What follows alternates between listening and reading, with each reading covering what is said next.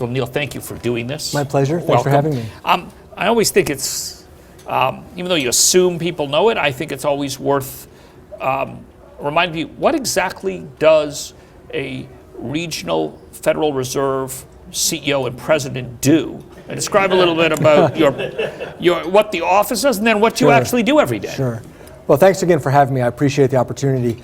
What I found is I spend about a third of my time on management issues. We have about 1,000 people at the Minneapolis Fed. We're one of the smaller regional Feds. But there are management issues that come up in any organization. I spend about a third of my time doing things like this, getting out across our region, which I'll describe in a moment, talking to members of the public and learning, hearing what's on your mind. And then about a third of my time deep into policy development, whether it's monetary policy or regulatory policy, and I love the policy development. So those three legs of the stool are a very good fit for my interests and my background, and so I find it to be very energizing to be a regional bank president. But I think it's worth stepping back even further and looking at what the Federal Reserve System is. I mean, obviously it's the nation's central bank, but I always like to start by explaining why do we have all these regional banks around the country. And it's a feature of American history, which is our country has always hated the idea of having a central bank at all, because it sounded very undemocratic, a bunch of bankers in a dark room doing God knows what. I mean, this is why I'm live streaming this, so it's not me talking to a bunch of CEOs in a dark room, it's me talking to the public to try to enhance transparency. But our country hated the idea of having a central bank. So Alexander Hamilton created the first central bank. It lasted for, 10 or 20 years, they got rid of it. They had a second bank in the United States, they got rid of it. And then in the late 1800s, the US economy was hammered with financial crises, including a big one, the banking panic of 1907. And then Congress said, well, even though we hate it, I guess we need to have a central bank. But if we're gonna have one, we don't want it concentrated in Washington, DC, all under the control of Washington. We want to distribute it around the country to have some checks and balances. So they created the Board of Governors in Washington. You know who Janet Yellen is, she's chair of the board. She and the other governors are appointed by the President of the United States and confirmed by the Senate. But then we have 12 regional Federal Reserve banks, including the Federal Reserve Bank of Minneapolis. And I was appointed by a local board of directors. So on my board of directors is Jeff's chairman, Ken Powell, who is going to be the incoming chairman of my board of directors. He was very active in our search. And the local board of directors is who I report to. I don't report to the President of the United States. I don't report to the United States Senate. I report to our local board of directors. And that is meant to be, by design, a check on Washington so that I am representing our region. And our region includes Minnesota, North and South Dakota, Montana, the Upper Peninsula of Michigan, and northwestern Wisconsin. So I spent a lot of my time going out around the region, meeting with different groups to understand what's happening in the local economy. I should have said at the beginning, and we sent Neel's bio to everybody, but he does have a remarkable career. He's worked in corporations like TRW. He spent time at Goldman Sachs. He was Assistant Secretary of the Treasury with Hank Paulson during a historic period, oversaw TARP, ran for governor in California unsuccessfully, but was in the arena. But it does beg a question, how do you get this job? Because you don't, I understand somebody selected, but how did you get this? Well, each of the regional banks has its own board of directors of local leaders, and they conduct a search. And so a nationwide search was conducted. They hired a national search firm. I was contacted by the search firm, and I went through a multi-round interview process and kind of the way many searches go. Good. Okay, so on to the substance of it. If I would have to capture all the things I've heard from people who attend G100 meetings about the economy, I think it always comes down to one question, which is, can the economy grow at more than 3% or not? And you hear every side, including we may never get there again, to it's disgraceful that we can't grow more at 3%. So you look at this for a living. Can the United States in the foreseeable future grow at 3%? And if so, what would it take? Well, I'll tell you what it'll take. So we know economic growth really comes from two sources. One source is population growth. The other, I'm going to talk about each individually. The other source is productivity growth. So our population is growing a lot more slowly than it did in prior decades. And that's number one, because we're having fewer kids. Fertility in advanced economies is going down. Fertility rates are going down because as we get wealthier, people are just having fewer and fewer kids. Now, we have supplemented our population growth with immigration in recent decades. That's been a huge competitive advantage for the United States. There's a global contest for people. We win that contest hands down if we want to. So when I go around the district, I always say the same thing, which is you've got three choices as it relates to economic growth. Number one, you can accept slower growth. Number two, you can spend a lot of money to subsidize fertility.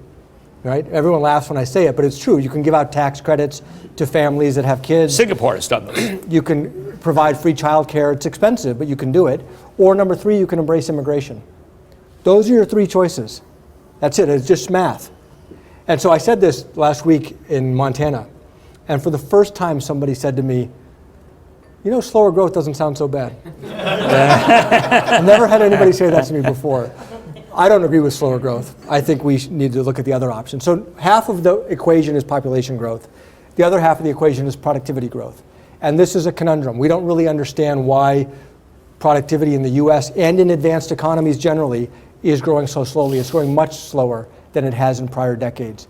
And there are a number of different theories. One theory is that we're mismeasuring it, that maybe productivity is faster than we think. But if that were true, economic growth would be higher than we think and inflation would be even lower than we think.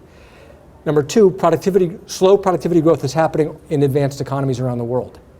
So we're all mismeasuring it together if we're mismeasuring it. Or another option that some people say is that we're just not inventing stuff that moves the needle right now. And I gotta say that resonates with me. If you compare this to 100 years ago when we had the introduction of electricity, you had running water, you had the internal combustion engine, you had the airplane, then the integrated circuit. Compared to those transformational technologies, Twitter and Facebook are just a rounding error, right? They're not transformative compared to those things. So where is the next real transformation going to come from? Now the optimism is, I have no idea. And we never have any idea where the next transformation is going to come from until it appears. So who knows? But I guess we have to look to your companies to try to come up with the next great innovation. And I'm going to shut up here in a second. The most important innovation that I've observed in the last decade in the economy is not from Silicon Valley, it's fracking. It has had a bigger effect on the global economy than anything out of Silicon Valley in the last decade. Lowering the cost of energy is an enormous factor in economic growth. So what's next? I don't know. So the optimism is maybe something great is around the corner, but we know it's not going to come from population growth unless all of a sudden we start having a lot more kids a lot more quickly, or we really open the floodgates on immigration. So I'm going to leave that for this audience to respond to, but let me ask you about your second point, which is immigration people. I bet that if I went and spoke to every regional Federal Reserve governor, president, they would have the same view as you do on people. The country thrives from bringing in more people. I bet if I spoke to G100 members, 90% are in favor of some sort of immigration reform that would allow us to attract more people. They might differ on the shape of that reform, sure, but almost everybody. So what is it that our expert level community and our business community is getting wrong, that this message has not been able to be sold to the country in any format over the last decade? And this isn't about Trump. Sure. This is a problem that goes back 3 or 4 presidents. You know, I think experts of all stripes have lost a lot of credibility in the last decade or so. And I'm going to overdo it. I tend to look at things through the lens of the financial crisis because that was a searing experience for me. It's like burned into me. I can't shake it. We've had certain principles as a country that have been passed down from generation to generation. One of those principles is a belief in free markets. And if you take a risk, you get the rewards, but you bear the consequences of that risk. That's a fundamental belief in America. Well, we shredded that in the financial crisis because we had to. We had to bail out the banks. They didn't deserve it, but if we didn't do it, it would have been devastating. We would have been in a Great Depression scenario. So I view what we did as violating a fundamental American belief that's been passed down for a very, very long time. And why did we do it? We said, you trust us, we're going to be in a Great Depression scenario if we don't. And I believe that's true, and I believe we did the right thing. But man, we spent our capital. And so now the people are saying, hey, we trust, okay, we took your words, and we've had this long, hard recovery, and we saw the banks get bailed out, and nobody went to jail. And you know what? I'm pissed off. And so we've had it with experts. And so I think this is manifesting itself on a lot of different issues right now, immigration being one, though I agree it went back probably earlier than that. I'll ask you one more question, then we'll open it up and we'll get into any issue this group wants to talk about. The other thing I think we hear from business is the gap between the jobs available and the skills that are in the market. And I know you have spoken about this, and you and I talked about this last week. But almost every CEO of a Fortune 1000 company has jobs posted that they say they cannot fill. They can't fill them because they don't have people who have the skills. They don't have people who can pass a drug test. They don't have people who will show up reliably. First of all, do you think they're right? And if not, what is the nature of the jobs available versus skills? Sure. And what that gap is? I'm glad you raised it. So this is a topic we're studying very carefully at the Federal Reserve. So the big conundrum that we're all trying to understand is the job market's gotten a lot stronger over the last 6 or 7 years. Right? We had a peak of 10% unemployment nationally. We're now at 4.2%. You would have expected in that transition that you all would be competing for workers with each other. Wages would climb quickly, and that would lead to inflation. Wage growth has been very low, surprisingly slow, and inflation has been low, not high, it's been low. And it's still, we have a 2% inflation target, which we can talk about. We're at around 1.3 or 1.4, looking, if you strip out some of the volatile energy and food prices. So we're coming up low, and we don't know why that is. So one theory that I have is there's more slack in the labor market than the headline numbers suggest. More people are still looking for work, and that's why we have not yet seen wage growth. Another theory is that I subscribe to is that inflation expectations have started to drift down because the Fed has been tightening monetary policy, and expectations actually really matter in what actually happens to inflation. So I have this conversation all the time with businesses large and small, and my message is simple. Are you raising wages? Usually the answer is no. And so I say to you, with all due respect, if you're complaining that you can't find workers and you're not raising wages, then you're just whining. Right? If I want more of something, I can't just close my eyes and wish for more of it to appear. So you actually pay more, yeah, and you get more. So your argument is the wage set at an appropriate rate would bring people out of the woodwork, as it were. It already is. I mean, we've been surprised the last several years. So if you look at the labor force participation, the percentage of Americans who are in the labor force, it's been declining the last decade or so because we know the population is aging. But even if you look at working age people, it's declined a lot after the recession, and it's now been climbing back up. We're not all the way there, but they are responding. As wages are slowly climbing, people are re-entering the job market or they're not leaving. So people are responding to wages. But my test is, big question we have is, are we at maximum employment? We were talking about this at dinner. If I don't see wages climbing, then no, we're not at maximum employment. And the fact that you all are not, I'm not picking on you individually, the fact that the business community writ large is not bidding up prices for labor, that means there really is not a shortage. I'll believe it when it's in the numbers. Questions for Neel? Who wants to start us off? Or tell me I'm wrong. I mean, I'm here to learn as much as I'm here to share with you what I'm thinking. Doug. I guess the first, maybe it's a shortage of the qualifications that you need for that job. Not all higher wages is going to buy you skill. It might buy you a body, but not necessarily qualified ones. Is that what you're doing? Doug suggested, if everybody heard that, it's a matter of qualifications, not just wages, that there really is a skill gap. So that's fair, and I don't think, I ask at the Minneapolis Fed, I've been asking our HR department. So the Twin Cities has officially about a 3% unemployment rate. I ask our HR department, when we post a job, how many applicants do we get? 75. Of that, roughly 2/3, 50 call it, are meeting the qualifications, at least on paper. This is maximum employment? I mean, granted, the Federal Reserve may be viewed as a premium employer, and people respect the Fed. Some people, hopefully more people. But really, and so I've been involved in interviews myself where I'm interviewing candidates, and it's surprisingly, we're doing a search right now, which is public, for a new head of public affairs, and I went through every one of the qualified resumes myself because I'm deeply involved in the search. 20% of the applicants who are very well qualified are doing what I would call one-person consulting companies. Neel's little comm shop.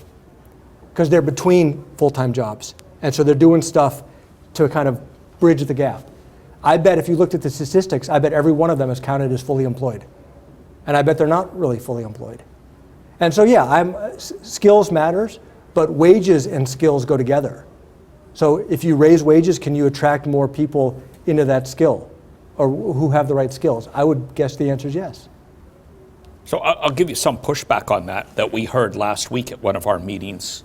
We had Nick Amberstat, who's been a regular speaker at G100. You may know his work. He's an economist and demographer at the American Enterprise Institute. He says that working age men between the ages of 24 and 54, that the participation rate is lower in the United States than at any time in history, lower than after the Great Depression, lower than after the Depression in 1940. And he says part of the problem is opioids, which we know about, so people sponging off a girlfriend or a spouse. I don't think I'd call it sponging off, But no, somebody else is earning the money, Okay. and they're not, and they decided to opt out of the workforce. And the third is they can't pass a drug test, and have decided through video games or something else that they'd rather do something else. And it's black market economy or some sort of undocumented. And that it really is someone who doesn't want, not so much the job at public affairs at your office, which sounds like a great job, but a job working for Youre or for Jeff or for anyone else at a basic skill job. How do you respond to that? I think there's certainly some truth to that. We know opioids are a factor. There's a professor at Princeton, Alan Kruger, who's done very important work on the opioid epidemic and its effect on the job market. As we look at his work, if we take his work at face value, we still have a year or two of continued job growth before we will have absorbed the non-opioid labor market slack. And the fact of the matter is, people make choices, right? So you're right. If you're going to offer me $8 an hour, maybe I'll play Xbox all day. If you're going to offer me $12 an hour, maybe I'm going to put the Xbox down. I mean, we don't know how people are going to respond to if wages start to climb. So we just don't know. But what I do know is we're not seeing high inflation. We're seeing inflation that's actually been falling, not climbing. So why not allow the labor market to continue to heal to see if we can bring some of these folks back into the labor force, since we do not have an inflation problem. If we have an inflation problem, it's that inflation is too low, not too high. Questions? Yes. We'll go here and there and there. Yeah, I'd like to challenge that just a little bit. You have a group of people here that you're talking to that are basically capitalist. Everyone's a capitalist at heart. And they know if they need something and they can't get it at that price, they ultimately will pay more. We all know how the business is run and what we need in order to succeed at our own enterprises. And if raising wages was fully the answer, that would have been done. So I'm not so sure that that's not being tried across the industry as much as the issue of, is there an availability of the right kind of workforce for the positions that are out there? Not, are Sure. we paying the right amount of money for it? So if it's opioids, if it's a spouse or somebody else paying for it, deciding to live off one income, if there are other safety nets that people are living off of, going underground in an underground society, those must be having some effect, or else all those around the room and other rooms like this would be bidding it up. So I'm not so sure there's a conscious effort to keep the wages low enough. Sure. Well, first of all, I didn't mean to suggest it's some conspiracy that there's some conscious effort to keep wages down. Yeah. But the fact of the matter is we're just not seeing wage growth. So what does that tell me? Again, I'm trying to assess. Imagine you're in my seat. I'm trying to assess, are we at maximum employment? And we're not seeing high wage growth. What does that tell you? As a capitalist, you said everybody in the room are capitalists. As a capitalist, that tells me we must not be at maximum employment. But how does that work? There are openings, but you're saying that companies have made a decision not to raise wages for some reason, for economic reasons? Well, no, maybe some businesses say, well, I can't afford to raise wages. If I raise wages, my competitors don't raise wages, then I'm not competitive anymore. Well, but we're thinking about the U.S. economy as a whole. So this is not just affecting your business or just affecting your business. If it's affecting you, it must be affecting your competitors. So if everybody in your industry is now having to raise wages because they're competing for the same talent, then you're not at a competitive disadvantage. It's a national market at least. So all I'm trying to do from my seat is assess, Are we at maximum employment or not? And if the wage growth is low and inflation is low, that tells me we must not be. We had a question back there, and then we'll go to Gene. Yes. Oh, sorry. Yeah, so I'm a Dutchman, I don't know whether we're all capitalist at heart. You know, the Dutch are known to be socialist, although we are the mercantile kind of socialist.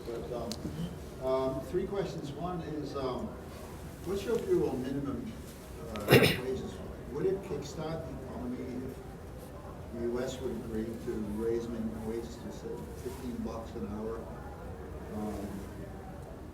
So that's one. Two, what do you make of this story that the federal government is now selling that if we can get corporate income tax rates to 25%, that will translate into $4,000 per head on average increase?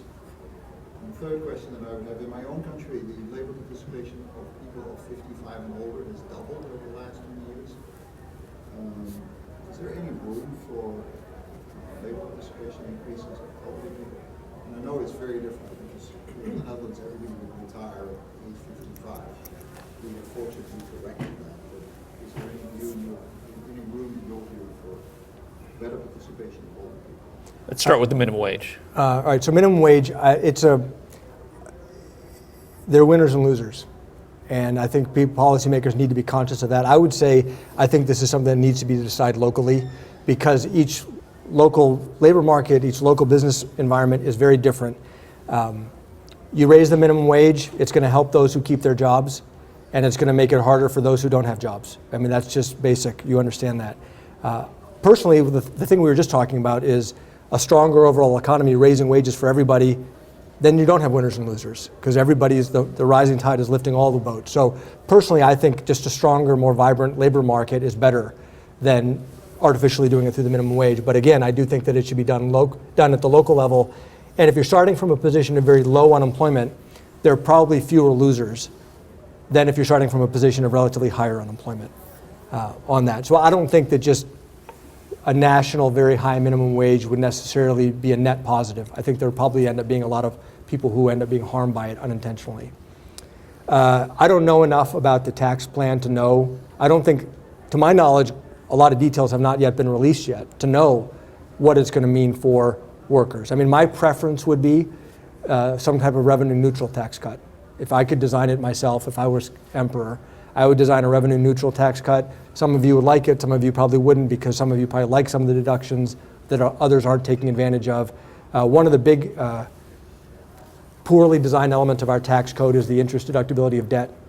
It puts a huge premium on debt financing over equity financing, and it leads to all kinds of distortions which are not good for the U.S. economy. Leads to too big to fail, et cetera, et cetera. So I'd love to get rid of the preference of debt, just as an example. But I don't know what it's going to translate to into individual workers. And then what was 3?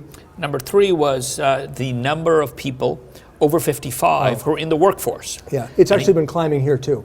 So as we've seen labor force participation surprise us to the upside, even though we have this demographic trend of it declining, a lot of those folks have been older Americans who are deciding to stay in the job market and not leave, or maybe re-enter, even though that traditionally you would have thought of them as being retired. And I think that's great. I think people working longer is good for them. It's good for society. It's good for all of our benefit programs. And if they're healthy and able to do it, that's great. That's a great choice that they're making. And part of the reason the male labor force participation is so low is because so many women in America work. And so, female labor force participation rocketed in the 80s and 90s and is now, I don't know if it's quite caught up to men, but it's close. So that is a great source of economic engine for our country. Now, that was a one-time windfall of women entering the labor force. They can't re-enter the labor force, they're already in. And so now it's not entirely surprising to see some male drop off because maybe you only need one breadwinner in the family and it happens to be the wife instead of the husband. But I do think the opioid issue, video games, these other issues are important. Gene. The definition of full employment is interesting because we have taken a lot of our investment dollars and driven that toward, really competitive positions to hire. So whether it's cybersecurity and positions where you just can't even find enough talent. in a marketplace, which takes away then from maybe other positions where there's plentiful people to hire. So I don't, when you talk about the idea of full employment, we're spending dollars, but in a way that is really driving the best, what we feel is the best investment Sure. for our long-term success. And I don't know if it, if it necessarily translates to, I'm trying to connect with what you're talking about in terms of full employment, where you have, the skill gap is very rare. But for the skills you need, that you put a real premium on, you're paying up for those. We absolutely. I know it, and so are we. So IT specialists, cybersecurity, clearly. Another example, one of the conundrums in the U.S. economy, people look at, they say that mobility in America has declined dramatically in recent decades. People used to move all around the country. And I push back on that a little bit. I know the statistics show that mobility has declined a lot. I think people are willing to move for great opportunity. They're not willing to move for an extra $1 an hour. So look at North Dakota and the oil boom. They had people from all over the country flocking to North Dakota to work in the oil fields because it was a great economic opportunity for them. Well, when we have other great economic opportunities, people will pick up and move. So I guess I'm just not sure that the engine of America is broken, people are not willing to relocate. I think they are, but they're responsive to opportunity. They're responsive to good wages. I'd be interested on the high skill jobs that you talk about. Are you losing them to Google or Goldman Sachs, or are you finding another way to fill the high-end, high-skill job? We're actually adding talent that we've never had before. Yeah. So it's gaps we're filling just to run the business Sure. as we grow. Sure. And then it's a very competitive environment. And it's interesting when you talk about the boom in North Dakota. I'm familiar with that. We have operations there, but the economics have to be there to support that as well. Of course, absolutely. No, I totally get it. I totally get it. The economics have to be there. Again, for me, I'm looking at this not from your business's perspective or from the Twin Cities perspective. I'm looking at this from the national economy perspective. Unless you and all of your competitors are having to do this, then again, in which case you're not at a competitive disadvantage, then you see wages raised across the board. I'd just be interested, show of hands, who thinks the economy in 2018 will be better than it was in 2017?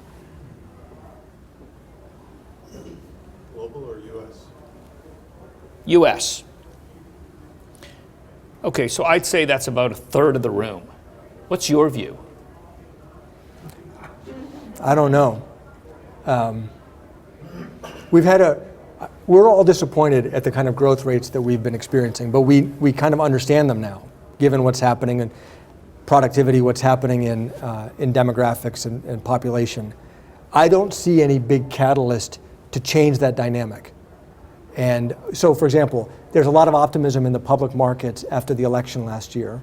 I did not change any of my economic forecasts based on any fiscal policy assumptions, just because I think the stock market is a lousy predictor of political outcomes.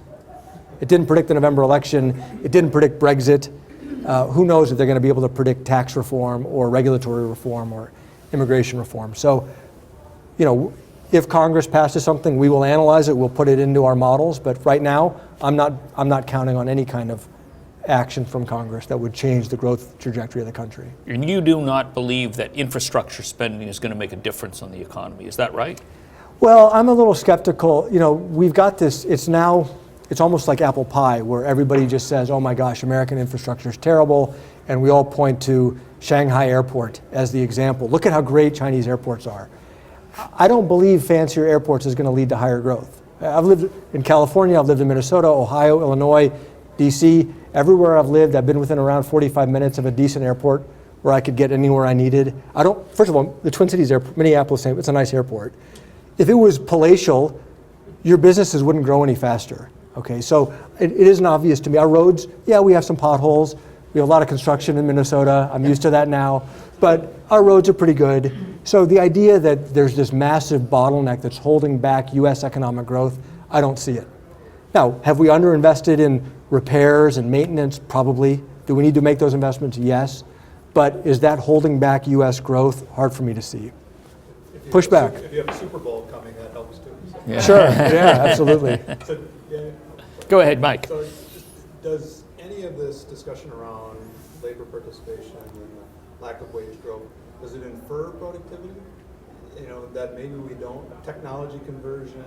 So if you're sitting there, you can't fill skill, but you have some flexibility across your enterprise. Right. You can, maybe it's not directly, but you have some alternatives. And does that start to show maybe where some of the productivity is showing? Well, so that's a good point. That's a possibility. So people have said, you know, if you did, somebody asked about the minimum wage, you do a big minimum wage increase. Now the fast food joints start putting in robots and automation, et cetera. Very possible. And so that's a theory on why wage growth has been low, is because businesses can either hire more people or automate. But that would then suggest that productivity should be higher, not lower. Right. If all of a sudden you guys are saying, well, I'm not going to hire, it's too expensive, I'm going to put in all these robots, productivity growth should be higher. But we're not seeing that.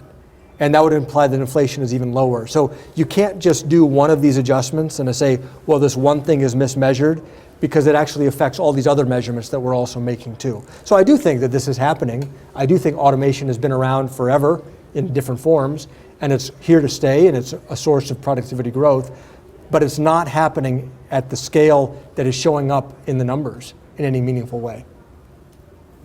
Yes, we have Hubert, and then Stephanie. So Neel, you talked briefly about the issue of measuring economic growth. Could you elaborate on this? Because I think it's a difficult topic. More and more of the economy is in intangible sectors or technology sectors. How do you assess the deflator of the economy when you go from iPhone 7 to iPhone 8? Yeah. If the level of precision is plus or minus 1%, that's essentially the difference between high growth and Sure. Yeah. How do you measure growth with any precision? Exactly. Well, Yeah. there are very important, though they're unsung heroes, but very important professional economists working for the federal government, whether it's the Bureau of Labor Statistics and others, that are crunching these numbers and getting wide data sources and always making adjustments. And the best economists are looking at it, saying, hey, there are these seasonal adjustments you need to make, and they're always trying to update their formulas, looking at iPhone 7 to iPhone 8 and iPhone X. So they're doing the best that they can. But again, if growth is actually higher than we think, because we're mismeasuring the iPhone, as an example, then inflation is lower than we think. And so then we need to answer that question. Why is inflation lower than we think? And by the way, a lot of these trends, like technology may be designed here, and it's produced, let's say, in China, but then it's adopted globally. So productivity tends to be an advanced economy thing, that they all adopt these technologies at the same rate. So we know that productivity growth appears to be very low in all advanced economies. We know that inflation appears to be low in all advanced economies. We know that growth tends to be muted in all advanced economies. Maybe they're all making the same mismeasurement errors, or maybe the same underlying trends are happening around the world. I'm more in the camp of the latter. A big source of error that we know is healthcare, because the quality of care that we're getting is improving your life. You're living longer. Maybe you don't need a second knee replacement in 10 years. Maybe that knee replacement now survives for your whole life. All sorts of improvements that are very hard to capture, admitted. But the best experts who look at this are doing their very best and are constantly trying to refine their methods to account for it. That's the best we can do. Stephanie. I'd just be curious about back to minimum wage and job creation. How you think about that relative to the trend. The research shows 25 to 30% of our workforce is choosing freelance or independent contractor as a career, given the flexibility, the optionality, and that's only growing. I think projections suggest 40% of our workforce by 2020. So I'd be curious of your perspective on that relative to wage, relative to economy, and more curious on the longer term effects of that and how we should think about that. Yeah, so I don't know the longer term effects of a more contract-based economy. It sounds like a more flexible economy where talent can move around to the best opportunities and be put to the best use. So it sounds on some level like it may be a benefit, more flexibility. One of our strengths, Hubert and I were talking about, the U.S. labor market versus the French labor market. And the U.S. labor market is much more flexible, and that is a real benefit to our economy, in my view. having that type of flexibility. At the same time, there are undoubtedly costs on those individuals who have lack of certainty on how long they're going to be at a given company, where is their next paycheck going to come from, et cetera. So I think there are pros and cons, and I do think my own experience tells me if we see a stronger labor market in traditional jobs, I think you'll see more people opting into those traditional jobs than remaining part of the contracting economy because they have to. And then this affects things like healthcare and benefits, et cetera, as well. Yes. Neel, are you a believer in the global economy? And if you are, what are some of the things we can do from a policy perspective to mitigate some of the populist tendencies? It's about the global economy versus the populist hostility to the global economy, if I may say. Well, I mean, a believer in the global economy, I mean, of course, right? I mean, I think the global markets are just going to become more important in the future. They're already important today, they're just going to become more important in the future. And the United States needs to be positioned to compete globally. And by the way, I think we have the resources and the people to compete and win against anybody. So as much, by the way, as much as it feels frustrating sometimes here, like we've got a lot of problems and we don't know how to solve them, I really wouldn't trade places with anybody in the world by miles. So I'll trade our problems, I'll keep our problems, all day long. What was the second part of your question? Well, Just, so how do you, given the fact that Oh, the populism. global economy, so how do you counteract some of the forces Yeah. shown up in politics around populism? There's no simple answer. I mentioned earlier about the anger about the financial crisis that I do think is still with us. I do think, the U.S. economy has been in transition forever. So when automation was brought to the ag sector, people said that's the end of labor. And then they moved into factories and they got different types of jobs. And I'm sure that transition was really difficult for individual men and women, or mostly men back then, who were working the farms. I bet that was a damn hard transition for them to make. But as an economy, we made it very, very successfully. So I think we're going to make future transitions that will be disruptive. I think self-driving cars is going to be really painful for cab drivers and truck drivers.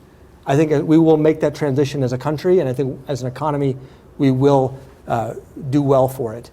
But it's putting an increased premium, and you already know this, on skills. So a lot of my time I'm spent looking at education policies in and around our region, nationally. How do we equip our workforce with the skills they need to compete globally? And you already know this, but every year, skills become more and more and more important, and that's not going to slow down. I mean, a lot of the dislocation of workers is not from globalization, it's from technology. And that's not going to slow down, that's just going to keep going. And so how do we compete that? We don't want to turn the technology clock back. We want to embrace technology, but give our workers the skills they need to be winners. if I could just push a little bit more on that, because, I think everybody in this room is in agreement with your general point. Is it possible that there isn't some truth to the argument that having a global economy in which companies are free to choose to send jobs to low-wage countries, where we have to compete against companies that pay workers a fraction of what they may be paid here, doesn't that actually lead to a United States that does look different? Yes, eventually they migrate to jobs, but maybe there's a generation of people who go without them. And I guess the hard question to you might be, in a global economy, do you see an American employment level between 3 to 5% unemployment for the foreseeable future? Or is the United States going to enter a period in which high unemployment starts to become the norm? I think the only way, it's not a question of high unemployment or low unemployment. I think the question is what the wages are. If we wanted a high unemployment structural economy, we would embrace European labor market reforms. Very high minimum wage, very high unemployment benefits, and you can raise structural unemployment. I don't see us necessarily doing that. But I do think the question is, what are the wages? People are going to work. Americans want to work, by and large. We're a working culture. The question is, what wages are people earning when they're in those jobs? And there are, the case you made, I could easily have said when automation came to farms. You could say the exact same thing. Isn't this terrible? Automation is going to ruin the lives of all these men and women who are working on these farms. We would have been crazy to have turned our backs on that automation as a country, even though there are real local costs, real costs on individuals. So policies that try to help people with that transition, but I'm going to admit to you, I'll be the first to admit to you, those are really hard to pull off, especially at any kind of scale. But those can be supportive. There are no easy answers. I mean, we're better off embracing the future than trying to hold on to the past. I'll tell you that. Hubert. So, I was born and raised in France, so forgive me for the naivety of my question. Can you describe the role of the Federal Reserve Bank of Minneapolis versus the system in Washington? Your job versus Janet Yellen, what decisions do you make? How Sure. do decisions get made? What role do you play locally? Sure. Would you mind walking us No, through that? happy to. So let's start with monetary policy. So she's obviously the chair of the board. She sets the agenda for the meetings, the range of options that we're considering. I mean, the chair is where, the chair is the man or woman. That's the chair. The regional Reserve Bank presidents, we are rotating voters when we vote. So this year I'm a voter on our open market committee decisions. The FOMC. The FOMC. And then for the next 2 years, I will not be voting. Other people will be voting in my place, and then I'll come back on cycle and vote again. And again, this was all by design to try to balance out the power so that it's not the whole monetary policy is not just dominated by Washington, D.C. That was the design that Congress had. So my vote on interest rates is mine. And I'm not under orders from anybody to vote a certain way. I just use my best judgment. I have my own team of excellent economists here at the Minneapolis Fed that I work closely with to look at the data, to look at different economic models, and to come up with my best recommendation. And so this year, while I've been voting, we've raised interest rates twice, in March and in June, and I was the sole dissent voting against those interest rate increases. Now, so I was free to vote that way because that's the way I believe. I looked at the data and I don't see the inflation, so why are we raising interest rates? But it was a vote. And I was the only one who voted no, so guess what? We raised rates. One vote per person, so to speak. So that's separate. All the reserve banks do collaborate on a lot of things. So we share a lot of our IT resources to try to save money because it doesn't make sense for each bank to have its own complete cybersecurity and IT department, et cetera. Bank regulation, we regulate banks in the district. The policies are set in Washington, and then they're carried out by the Reserve Bank so that we're treating all the banks in the country under the same policy framework, as an example. We supply cash to you, to all of your ATMs. That cash starts out of the Federal Reserve Bank of Minneapolis. The policies around so your bank will send us old cash. We have machines that'll sort it and shred it and then send out new cash. All of that is regulated centrally so that all the reserve banks do that the same. So there's some things that are standardized where it makes sense, but then the core policy judgments are completely independent with each bank. I didn't want to ask you about monetary policy for fear that people would rush out of the room immediately, but since you raised it, there has been this decade, maybe longer debate about whether we should raise interest rates. What's wrong with raising interest rates when we've been pretty close to zero for certainly since the crisis? So the way we think it works is when we want to stimulate economic activity, we lower rates. That makes it cheaper for you to get a loan from your bank or to buy a house, and that stimulates economic activity. We want to tap the brakes, we raise interest rates to do that. Well, again, the trade-off, the way we think it's supposed to work, think of a seesaw. You have unemployment on one hand and you have inflation. Unemployment gets up, there's a lot of free labor available, inflation is low. Unemployment gets really low, you guys are competing for workers, inflation gets up. Well, now we're in this odd situation that unemployment appears low and inflation is low. It's not supposed to work that way. So I'm saying, well, let's let it keep, it seems like a pretty high-class problem. Unemployment is low and inflation is low. What exactly are we worried about? So I'm just simply saying, let's allow the labor market to continue to heal until we see one of these things start to move, and then we can tap the brakes if we need to. Remember, we have infinite power to lower inflation. If inflation gets too high, we can always raise rates to bottle it up. But if inflation is too low, we hit zero. And we have very limited tools on the other side. So this is a no-brainer to me. Does anybody disagree? Please. Yeah, I strongly disagree. Because I think the effect of the massive amount of quantitative easing at microeconomic level is that we're scaring the living daylight out of every boardroom in the United States. Are you all scared? Everybody looks at it and says, okay, the patient has now been on life support for the last 10 years with massive amounts of cash flow coming in, and still the patient isn't growing by faster than 2%. So let's assume that at some point in time, this gravy train will stop.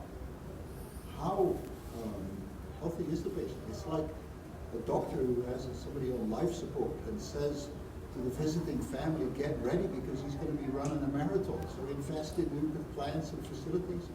So I think you vastly underestimated the psychological effect of the quantitative easing. I'm not going to be holding off on buying a house because I think that maybe it's a % cheaper a year from now. I'm going to be holding off on buying a house because I think that the economy still looks very shaky, as evidenced by the fact that the Fed is pumping an unlimited amount of money into the economy. Okay, so just so other folks heard you, maybe the Fed, I'm just going to recap what you said, make sure I get it right. Maybe the Fed with its low interest rates and quantitative easing is just scaring everybody, and that's what's leading to slower economic growth and less investment. That's not crazy. But, use your doctor example. The economy is not showing signs of this runaway growth. So the economy had a massive heart attack in 2008. I'm going to stick with your medicine example. Long, hard recovery. And you know what? The doctor comes along and says, you know what? Just get out there and start running. You may not feel up to it, but we'll all feel better if you just go ahead and start running. I mean, I would love to just pretend that everything's fine in the US economy. We've got strong growth, we've got high inflation, we can sustain higher interest rates, but we're not seeing it in any evidence. And by the way, go back in time for a moment. The Federal Reserve and central banks all around the world adjust interest rates around a long-term trend. So the long-term trend globally has been interest rates doing this since 1980, when Volcker stepped in and crushed inflation. Real interest rates around the world have gradually been declining over 30 years. And along the way, the Fed has been adjusting interest rates around that neutral level. But the neutral has been falling. The reason that neutral has been falling is because demographics and productivity growth set where that neutral rate is. And it's not just in the US. It's happening in Europe, it's happening in Japan at an even accelerated rate. And so the question is, you may have in your head that, well, we need to get back to 4%. But if neutral has changed, shouldn't we pay attention to that? I don't have that in my head at all. I think as a result of demographic changes, society will continue to save more. So I think there is a saving surplus, and that will drive rates very low. And the fact that you're saying the Fed is varying around the trend line that is coming down basically means that the Fed doesn't have all that much impact on real long-term inflation rates. So you're not really influencing the inflation, or you're not really influencing the interest rates by varying around it. You are incurring all the costs of the psychological effect. And the monetary authorities in Europe and in Japan are conducting an experiment that has never been done before. And if you read up on this, you sit there and think, how on earth are we ever going to get out of this without major damage?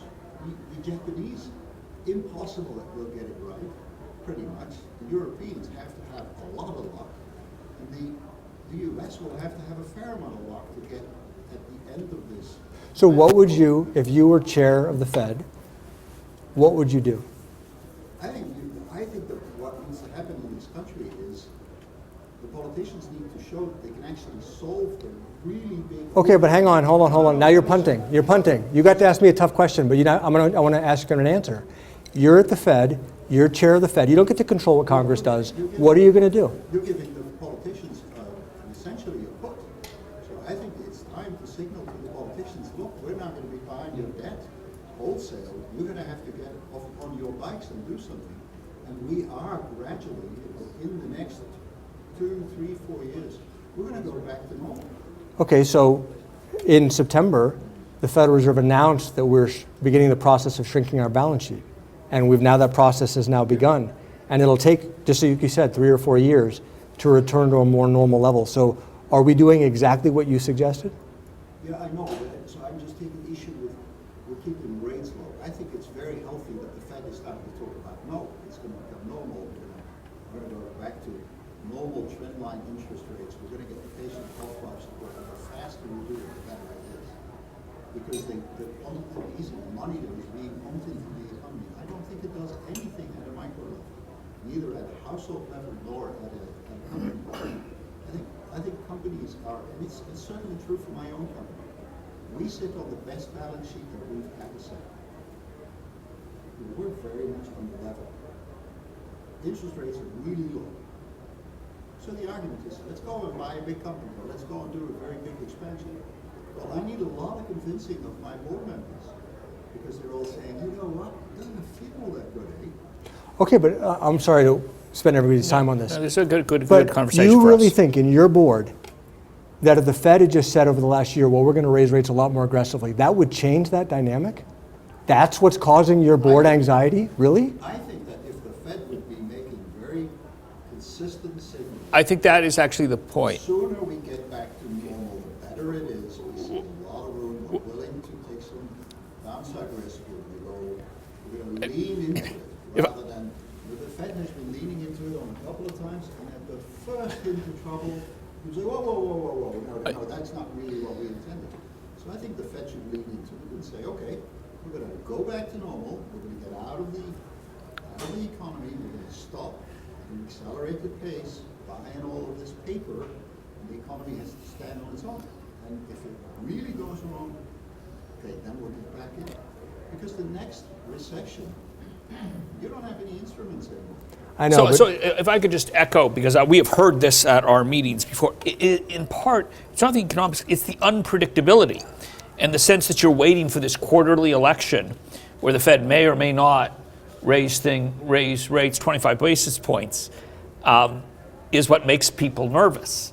And so if I may interpret what the question was saying, and you raised a lot of good points, is in a way what business wants is a set of rules that would be a little bit more predictable that they could count on. I hear you, because but- right now, and if you see in this room, if you ask people about the economy, there's a lot of nervousness. Yeah, but there should be. I mean, I can't give you a rule that says this is exactly how the economy is going to evolve over the next 2 years. I wish I could. You know, I bet you all wish your businesses, you had a crystal ball and you knew exactly if customers are going to buy this new product or not. Boy, that'd be great. So it's easy to just say, boy, I wish we had perfect predictability, but the fact of the matter is the economy is evolving in ways that none of us have experienced before. So I promised to get everybody out by 9, so why don't I ask a fun question just to end it, and then we'll let you go. How many years will it be till I walk into one of Youre's stores and buy something with Bitcoin or cryptocurrency? That's probably up to Youre. He could probably do it tomorrow if he Yeah, wanted but you're to. in charge of payments here. You know, I'm skeptical of the of bitcoins and the virtual currencies, not because I think that they're necessarily nefarious, but I don't think they're a credible competitor to government-issued currency. And the reason is this: the key selling point for Bitcoin when they designed it was that you could never have runaway inflation because they control the number of bitcoins that can ever be produced by algorithm. It's set at the start, so you can never have runaway inflation. That's the key selling point. The problem is the barrier to entry for me creating my own Bitcoin and you creating your own Bitcoin is almost zero. So there's all these other altcoins out there. And if you go back in American history, there was a time when Massachusetts had its own dollar, and New York had its own dollar, and Virginia had its own dollar. And you had current runaway inflation by fact you had all of these unreliable currencies and nobody knew what to trust. There's only $1 US dollar backed by the United States government. And so that's an advantage that no virtual currency, I believe, will ever have. So we're paying attention, we're watching it, we'll see, but I don't think it's going to be a credible replacement to the dollar anytime soon. You know, it is my opinion from being at G100 that the Federal Reserve System is one of the sort of unheralded gems of American life. It attracts the best economists, the best researchers, the best statisticians, the best people who know about labor, and they're all over the country. We've had a lot of exposure to them. The head of the San Francisco Fed came to one of our meetings at his own initiative. Rob Kaplan, the head of the Dallas Fed, has been with us, and we did dinner with him in Houston. I mean, they are in every city where they are. They're great people, enormous expertise, incredibly professional. And most of all, they attract amazing people who are public-spirited, and believe in public service, and their ability to attract somebody like Neel, I think is a testament to all that. So I am very grateful that you come and just spend time with us and get into us. You're a figure to watch, and I hope all of you have sort of learned something and learned how much you can learn from his organization and from him too. So thank you very much. What a lovely evening. Thank you all. Thank you very much. I really appreciate it. I really enjoyed it.